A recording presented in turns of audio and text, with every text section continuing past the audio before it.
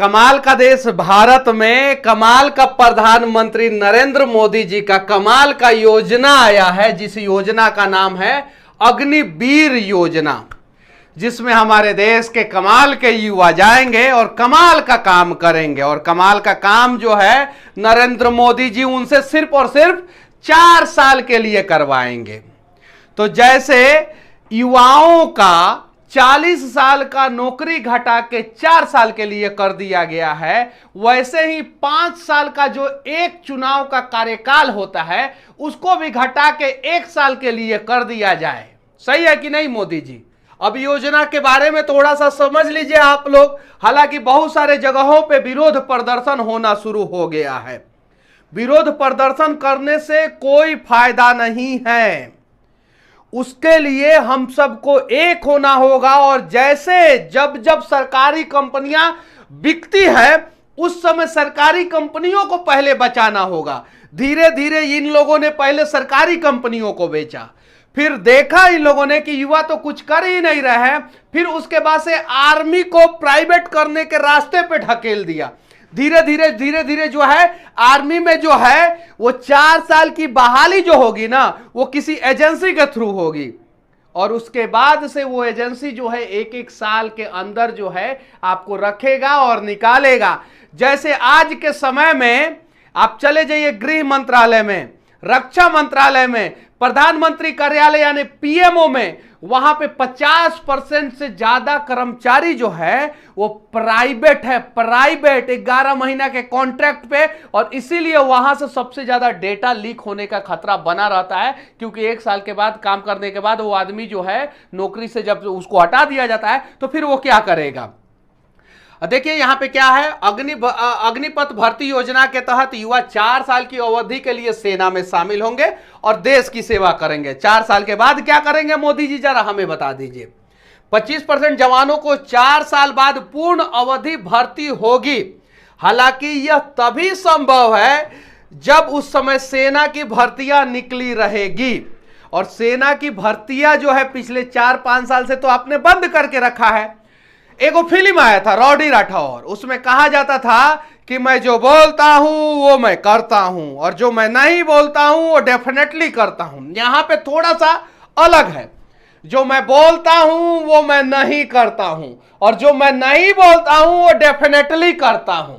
ये मोदी जी का नियम है। 4 साल के अंत में 75% सैनिकों को ड्यूटी से मुक्त कर दिया जाएगा। आगे के रोजगार के अवसर उन्हें दिए जाएंगे। कई निगम ऐसे प्रशिक्षित और अनुशासित युवाओं के लिए नौकरी आरक्षित करने में भी रुचि लेंगे। वो उन पर निर्भर करता है कि लेंगे कि नहीं लेंगे, जिन्होंने देश की सेवा की है। चलिए आगे आते हैं और इस योजना के बारे में और अच्छे ढंग से समझते हैं। आवेदक का उम्र जो है वो 17 साल से 21 साल होगा।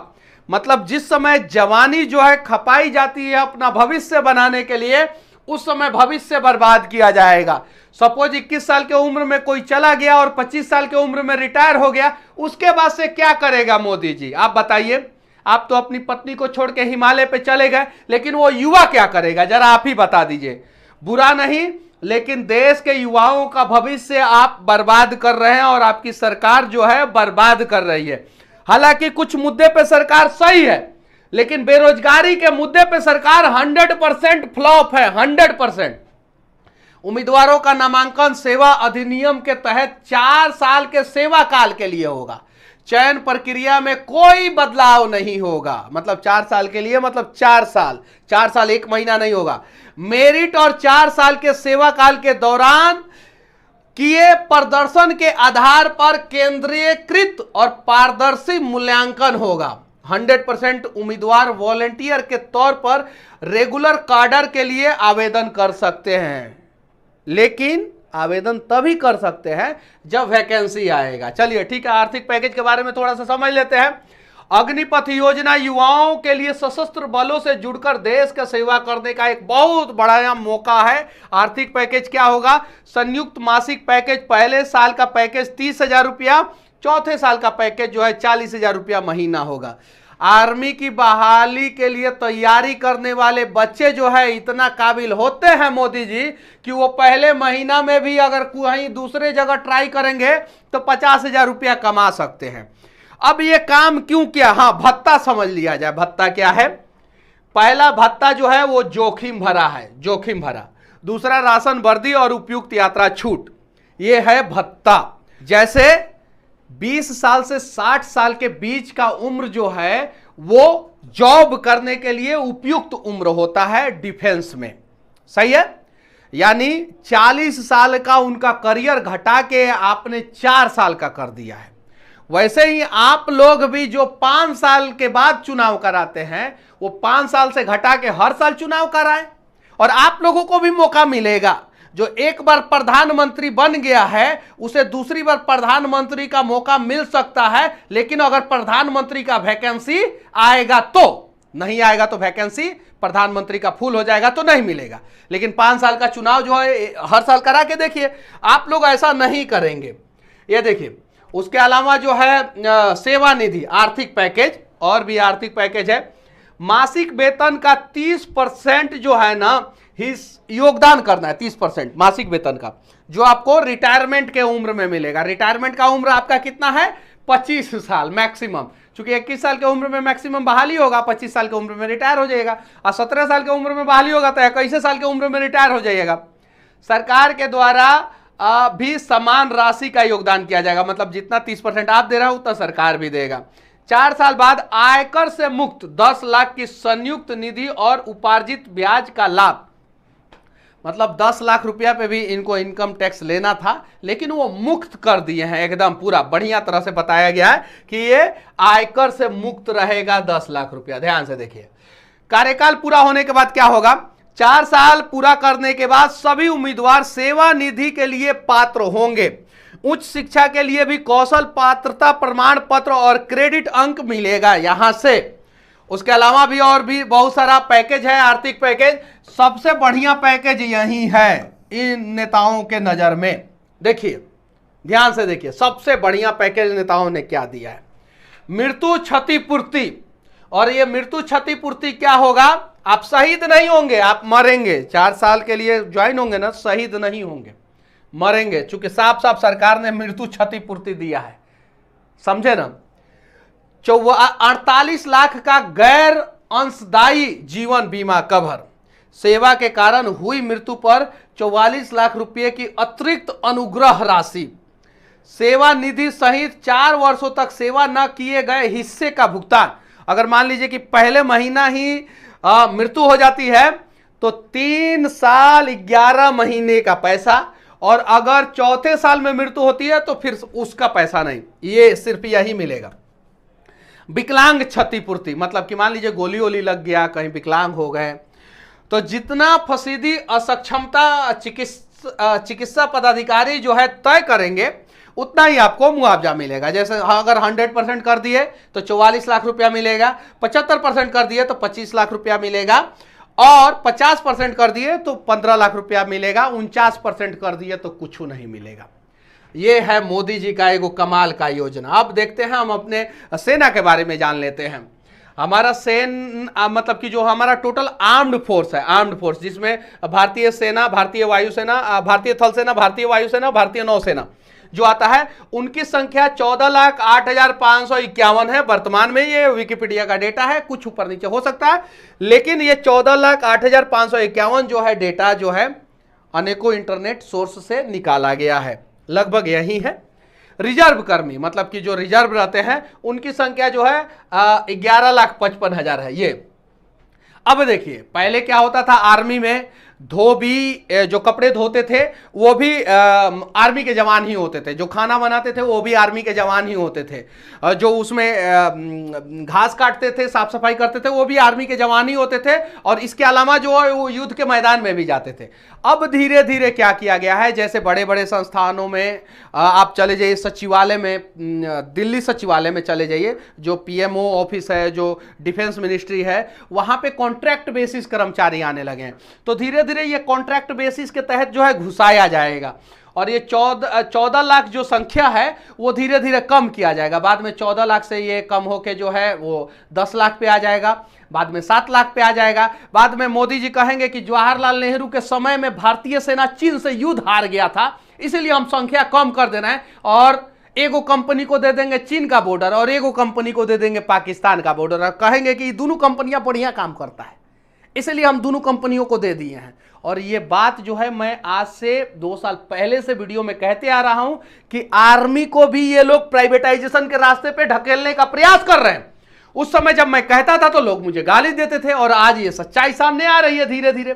प्राइवेटाइजेशन, क्योंकि सरकार जो है चाहती है कि ये इसका नियंत्रण जो है ना वो कोई प्राइवेट एजेंसी करे, सरकार के देखरेख में करे। जैसे बहुत सारी कंपनियां जो है सरकार के देखरेख में प्राइवेट एजेंसियां करती है निगरानी, उसके अलावा जो है पूर्ण रूप से प्राइवेटाइजेशन होता है। तो पूर्ण रूप से तो प्राइवेटाइजेशन नहीं हो सकता है, लेकिन सरकार के देखरेख में कंपनियां काम करेगी उस प्रकार से ये लोग जरूर कर सकते हैं। उदाहरण दे हम आप लोगों को इंडियन ऑयल, और ये उदाहरण दे भारत पेट्रोलियम, और ये उदाहरण दे LIC। ये स्वतंत्र एजेंसी है, सरकार के देखरेख में काम करती है, और LIC निर्णय करेगा कि हम कितने कर्मचारी को जो है पूर्ण रूप से रखेंगे और कितने कर्मचारी को रूप से आंशिक रूप से रखेंगे। LIC तय करेगा, इंडियन ऑयल तय करेगा। भारत पेट्रोलियम क्या करता है, कुछ कर्मचारियों को रखता है, बाकी जो नोजल मैन होते हैं उनको जब चाहे तब वो हटा सकता है पेट्रोल पंप वाला। तो ये रास्ते पे जो है ना भारतीय सेना को ढकेला जा रहा है, इस रास्ते पे कि जब चाहेंगे हम 5000 को उठाएंगे और जब चाहेंगे 10,000 को निकाल देंगे, और देखरेख कौन करेगा, भारत सरकार। और उससे भी जब ज्यादा असंतुष्ट हो जाएंगे तो उसको भी बेच देंगे। उदाहरण दे हम आप लोगों को, भारत पेट्रोलियम को बेचा जा रहा है, LIC 10% जो है वो दे दिया गया, shipping yard corporation of India बिक गया, रेलवे को बेचा जा रहा है, और इस कैटेगरी पे ढकेला जा रहा है इंडियन आर्मी को। ठीक है, यहां पे अर्धसैनिक बल में कौन कौन से होते हैं और उनकी संख्या कितनी है। अर्धसैनिक बल में जो है टोटल संख्या अभी जो है वो 10 लाख है अर्धसैनिक बलों की, जबकि अर्धसैनिक बलों की संख्या जो है चीन, पाकिस्तान, बांग्लादेश, श्रीलंका जो हमारे पड़ोसी देश है, और किस प्रकार से उनकी एक्टिविटी है उस हिसाब से अर्धसैनिक बलों की संख्या जो है कम से कम 15 से 20 लाख होनी चाहिए, कम से कम मिनिमम। और जो हमारे ये 14 लाख संख्या है जो एक्टिव आर्म्ड फोर्स है, उनकी संख्या जो है 20 लाख के आसपास कम से कम होनी चाहिए, कम से कम मिनिमम। क्योंकि हमारे दुश्मन देशों की संख्या कम नहीं है, पड़ोसिया जितने भी है वो खतरनाक हमारे दुश्मन हैं, चाहे वो चीन हो, चाहे वो पाकिस्तान हो, नेपाल भी कभी कभी हम लोगों को आंख दिखा देता है, बांग्लादेश से भी हम लोगों को खतरा है, जो बांग्लादेश के बॉर्डर से हमेशा जो है घुसपैठिया घुस जाते हैं। क्यों? क्योंकि बॉर्डर की सुरक्षा जो है BSF करने का प्रयास करता है, हमेशा अपनी जान की बाजी लगा के करता है BSF, लेकिन बहुत सारे जगहों पे जो है तैनाती नहीं हो पाती है क्योंकि BSF में संख्या बल की कमी है। ये चीजें है। म्यांमार, वहां से भी घुसपैठिया होती है, रोहिंग्या बहुत सारे लोग जो है उधर से घुस जाते हैं हमारे देश में। तो ये चीजें हैं, तो इनकी संख्या बढ़ाई जानी चाहिए, लेकिन 10 लाख ही है हमारे रिजर्व फोर्स। अब रिजर्व फोर्स में 1 नंबर पे है केंद्रीय औद्योगिक सुरक्षा बल, जिसको CISF कहते हैं। लगभग 80 से 90 हजार इनकी संख्या है, धीरे धीरे इनकी कम की जा रही है। पहले हर जगह CISF वाले होते थे, बड़े बड़े इंडस्ट्रियल एरिया में, जैसे भारत पेट्रोलियम का कोई जहाँ पे बड़ा कंपनी है वहाँ पे CISF वाले की तैनाती होती थी, जहाँ पे कोल माइंस है वहाँ पे CISF की तैनाती होती थी, एयरपोर्ट पे, उसके अलावा मेट्रो स्टेशन पे, न्यूक्लियर पावर प्लांट में, बड़ा बड़ा NTPC का पावर प्लांट में CISF की तैनाती होती थी। अभी CISF जो है सिर्फ और सिर्फ जो है वो मेट्रो देखते हैं और एयरफोर्स देखते हैं और थोड़ा बहुत कुछ जगह पे देखते हैं, क्योंकि इनकी संख्या जो है आधे से कम कर दी गई है और धीरे धीरे CISF खत्म हो जाएगा। वहां पे सिक्योरिटी गार्ड ले लेंगे, और सिक्योरिटी गार्ड किनका रहेगा सबको पता है, राज्यसभा का सदस्य बन जाते हैं लोग। लेकिन हालांकि ये गलत है। भारतीय तटरक्षक, इनकी भी संख्या कम की जा रही है। सीमा सुरक्षा बल BSF, इनकी भी संख्या कम की जा रही है। सशस्त्र सीमा बल SSB जो नेपाल बॉर्डर पे सशस्त्र सीमा बल खड़ा रहता है, और BSF जो है वो बांग्लादेश और पाकिस्तान के बॉर्डर पे खड़ा रहता है। भारत तिब्बत सीमा पुलिस यानी ITBP, ये चीन के बॉर्डर पे, तिब्बत के बॉर्डर पे जो है खड़ा रहता है। केंद्रीय रिजर्व पुलिस बल यानी सीआरपीएफ। अब इसमें सीआरपीएफ में समझिए, सीआरपीएफ में पहले से ही सरकार बोल के रखा है कि हम जो है कुछ वॉलंटियर को लेके जाएंगे सीआरपीएफ में, कुछ प्राइवेट वॉलंटियर को कॉन्ट्रैक्ट बेसिस पे लेके जाएंगे। कैसे? जैसे थानों में जो लोग आ रहे हैं डेटा एंट्री, डेटा ऑपरेटर के रूप में काम कर रहे हैं, वैसे सीआईएसएफ में लेके जाएंगे। सरकार पहले से ही बोल के रखा है। अभी देश में बवाल विवाद चल रहा है, नुपुर शर्मा, वो बढ़िया मौका था सरकार को ये सब घोषणा करने के लिए। क्यों? क्योंकि सबको पता था कि मीडिया जो है उधर फोकस किया है, देश में कुछ होगा नहीं, हम घोषणा कर दिए। राष्ट्रीय सुरक्षा गार्ड आरआर, ठीक है, रेलवे सुरक्षा बल, राष्ट्रीय राइफल, असम राइफल, पुलिस अनुसंधान एवं विकास ब्यूरो, ये सारा जो है पैरामिलिट्री फोर्सेस होता है। उसके अलावा भी बहुत सारा पैरामिलिट्री फोर्सेस होता है, जैसे एनएसजी कमांडो जो होते हैं वो पैरामिलिट्री फोर्सेस से ही जाते हैं, वो भी पैरामिलिट्री फोर्सेस का ही एक अंग होता है। तो ये सारा अंग के बारे में जो है मोदी जी अच्छे ढंग से समझते हैं और बहुत अच्छे ढंग से समझते हैं, इसीलिए इस प्रकार का प्रयास कर रहे हैं। कमाल का, अतुल्य, भारत में अतुल्य प्रयास किया जा रहा है उनके द्वारा। देखिए इंडियन एयरफोर्स है, इनकी संख्या जो है एक्टिव मतलब जो है उनकी संख्या जो है 1,70,576 है।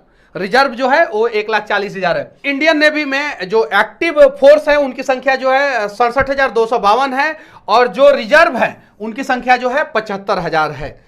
इनकी संख्या बढ़ाई जानी चाहिए। हमारे देश में फाइटर प्लेन की संख्या कम है, हमारे देश में टैंकों की संख्या कम है, हथियारों की संख्या कम है, यहाँ तक कि चीन के तुलना में हम बहुत कमजोर हैं। ये बात सत्य है कागजों पे। हाँ, नेताओं के भाषणों में हम कमजोर नहीं है। नेताजी लोग तो अपने भाषण से जो है ना चीन के सेना को दिन रात मारते हैं, दिन रात ऐसा लंबा लंबा छोड़ते हैं कि 100 गो सैनिक जो है चाइना का रोज मरता होगा, रोज। नेताजी लोग जो भाषण देते हैं, पाकिस्तान का 200-300 मार देते होंगे, बांग्लादेश का तो सारा मार देते हैं, एक एक भाषण देते हैं पूरा मर जाता है।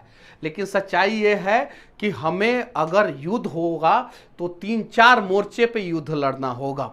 बांग्लादेश एक अलग मोर्चा है, पाकिस्तान एक अलग मोर्चा है, चीन एक अलग मोर्चा है, और हमारे देश में जो देशद्रोही बैठे हैं वो एक अलग मोर्चा है।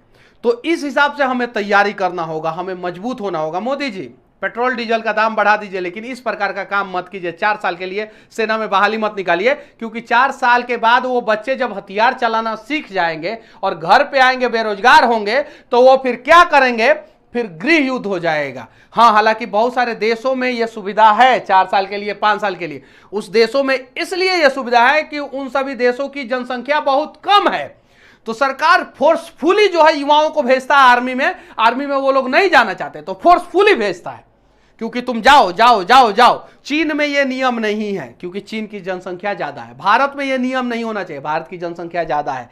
पाकिस्तान में यह नियम नहीं है, इंडोनेशिया में यह नियम नहीं है, ये जो बड़े बड़े देश है। ब्राजील में यह नियम नहीं है, क्योंकि ये बड़े देश है, इनके पास जनसंख्या है। तो यहां पे पूर्णकालीन ही आर्मी के जवान बनने चाहिए, पैरामिलिट्री फोर्सेस के जवान बनने चाहिए।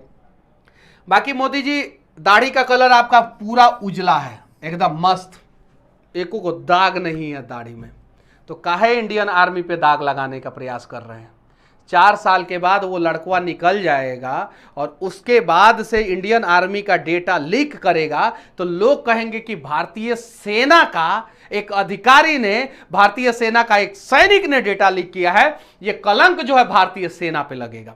मोदी जी, तो ये सही योजना नहीं है, और बच्चे जो है सड़कों पे विरोध कर रहे हैं। मोदी जी, इसके पहले कि वो कुछ करें, आप कुछ अच्छा योजना लेके आइए। और 2 करोड़ लोगों को रोजगार देने वाले ये प्रधानमंत्री 10 लाख पे आ गए हैं। कितना पे? 10 लाख पे। पहले कब क्या बोले थे कि हर साल 2 करोड़ युवाओं को रोजगार देंगे, अब बोल रहे हैं कि 2024 तक 10 लाख युवाओं को रोजगार देंगे। 2023 में 13 से 14 राज्यों में चुनाव होने वाला है। 2024 लोकसभा का सेमीफाइनल 2023 में होने वाला है, 2023 में। अब जरा सोचिए, चुनाव के मद्देनजर 2 करोड़ से आके 10 लाख पे आ गए, और 10 लाख युवाओं को रोजगार कितने साल के लिए दे रहे हैं? 4 साल के लिए दे रहे हैं, 4 साल के लिए। क्या यह सही है? नहीं सही है। और कहीं नहीं तो कहीं हिंदुत्व के आड़ में हिंदुओं को ही बर्बाद करने का प्रयास किया जा रहा है। सरकारी नौकरी में 95% हिंदुओं के युवा जाते हैं सरकारी नौकरी में, और आर्मी में तो 99% हिंदू ही जाते हैं। ये बात सत्य है कि गलत है, आप लोग बताइए। तो बर्बादी किसकी हो रही है? हिंदुत्व के आड़ में आप हिंदुओं को ही बर्बाद करने का प्रयास कर रहे हैं। ये कहीं नहीं तो कहीं गलत है। और जो अग्निवीर योजना है, नाम पता नहीं कहां से ढूंढ के लाते हैं ये, मतलब कि अब इनको क्या बोला जाए समझ में नहीं आ रहा। एकदम वीआईपी नाम, पूरा रिसर्च होता है नाम पे, और उस नाम के तहत जो है इस प्रकार का योजना लॉन्च करते हैं। कहीं नहीं तो कहीं गलत है। और देश के नेताओं से विनती है, देश के बिना दिमाग वाले नेताओं से खासकर विनती है कि इस प्रकार का योजना ना लाएं और हो सके तो देश को बचाने का प्रयास करें। बस बाकी हमारा ये प्रयास कैसा लगा आप लोग कमेंट करके जरूर बताना, और अग्निवीर योजना के बारे में आप लोग क्या सोचते हैं इसके बारे में भी जरूर बताना। जय हिंद।